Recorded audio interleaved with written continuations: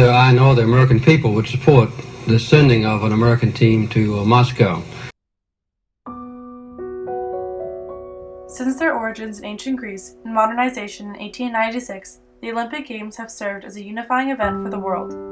The Olympics were designed to celebrate athleticism, encourage competition, and most importantly, transcend politics. But this was not the case with the 1980 Moscow Olympics. Before we examine the Moscow Olympics, let's get some context into what was happening in the world in the late 70s. Jimmy Carter won the presidency in 1976, defeating Gerald Ford. In January of 1977, the hit TV miniseries Roots aired and attracted record numbers of TV viewers. Sony introduced the Walkman, which turned music into a mobile phenomenon.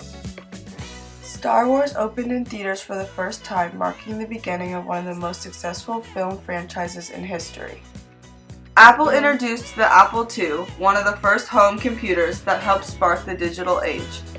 Elvis Presley, one of the greatest cultural icons of all time, died. Staying Alive and Night Fever also became huge successes and further expanded the legacy of disco. Egypt and Israel took steps towards peace with each other in a time of great hostility throughout the world. John Paul II, who would later play a key role in the Solidarity movement, became Pope. In 1979, Magic Johnson and Larry Bird battled for the NCAA tournament title in one of the most watched college basketball games of all time.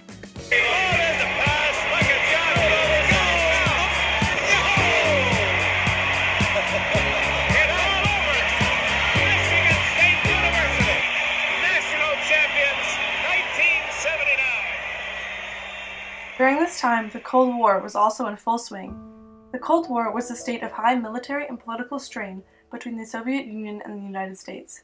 It lasted from until after World War II until about 1990 and ended up consuming much of the world. Events such as the Cuban Missile Crisis and the Bay of Pigs were all results of the Cold War.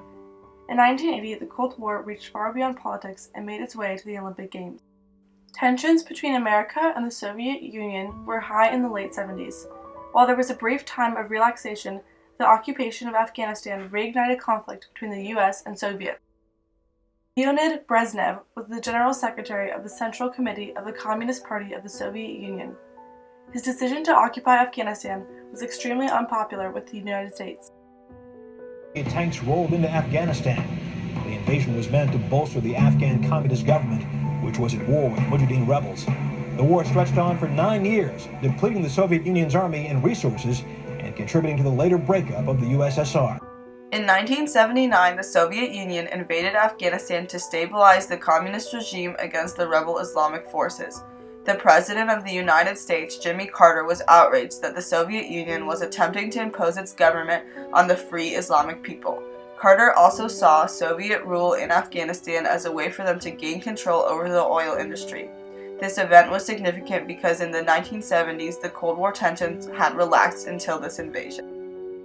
Closely advised by National Security Advisor Zbigniew Brzezinski, originally from the Eastern Bloc country of Poland, thought that a grain embargo and boycott of the Olympics were imperative to displaying their opposition to Soviet occupation of Afghanistan. They also saw it as a defining moment to assert United States power over the Soviet influence. On January 20th, 1980, President Jimmy Carter announced that due to the Soviet invasion of Afghanistan, the 1980 Olympics should be moved or postponed. Carter said, "It is very important for the world to realize how serious a threat the Soviet invasion of Afghanistan is." Carter said, "Make clear to the Soviet Union that it cannot trample upon an independent nation and at the same time do business as usual with the rest of the world." I've sent a message today to the United States Olympic Committee spelling out my own position that unless the Soviets withdraw their troops within a month from Afghanistan, that the Olympic Games be moved from Moscow to an alternate site or multiple sites, or postponed or canceled. After Carter proposed the Games be moved or postponed, the International Olympic Committee said it would not be legally or technically possible to alter the location. When his requests were not fulfilled, he urged the United States Olympic Committee to boycott the event. Carter and his administration believed the boycott was necessary, but needed support from other nations so as not to embarrass the United States. At the time, the press also largely supported the boycott.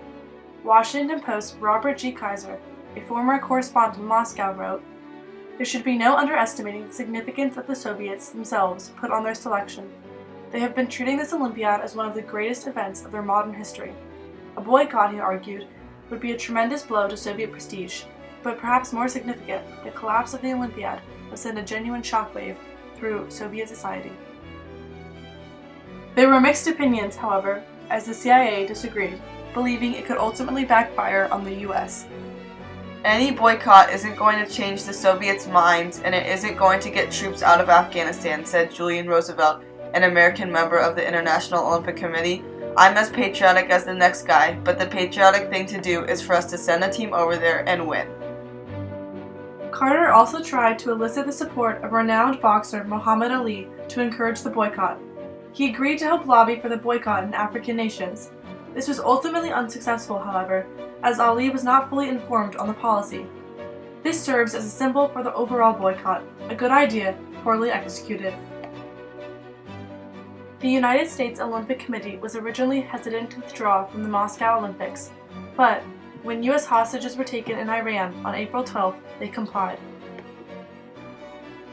It was the largest Olympic boycott in history.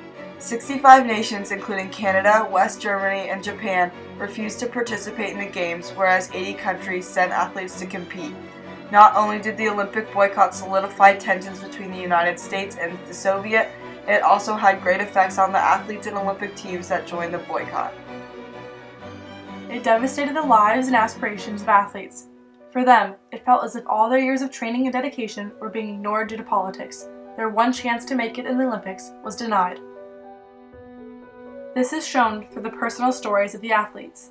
"I may forgive, but I'll never forget," said Craig Virgin, who in 1980 was a world record holder in the 10,000 meters. "For me, it was just sad, because running was booming, and if I could have brought home a medal that year, I would have been on a par with the top professional athletes in the country at the time." U.S. rower Anita DeFrance said, "It was a pointless exercise and a shameful part of U.S. history." Olympic hopeful and runner Don Page said, "I was heartbroken. The politics in sport had mixed, but they always do. It's no use pretending otherwise." Ours will not go. And we're all like, he's serious. The President of the United States just said, we're not going to go to Moscow? We're not going to go to the Olympics? The first African-American gymnast to qualify for the Olympics, Ron Gallimore, also had his dreams crushed by Carter's boycott. It wasn't until that moment that I realized what I'd achieved, and the opportunity I wouldn't get.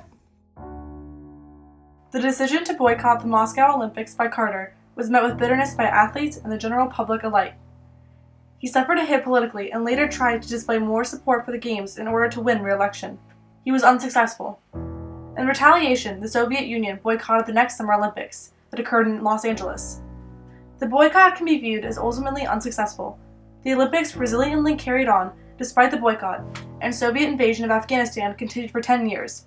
For this reason, it did not achieve its political goals. Not only did the boycott hurt the athletes involved, it also hurt the Olympics in general.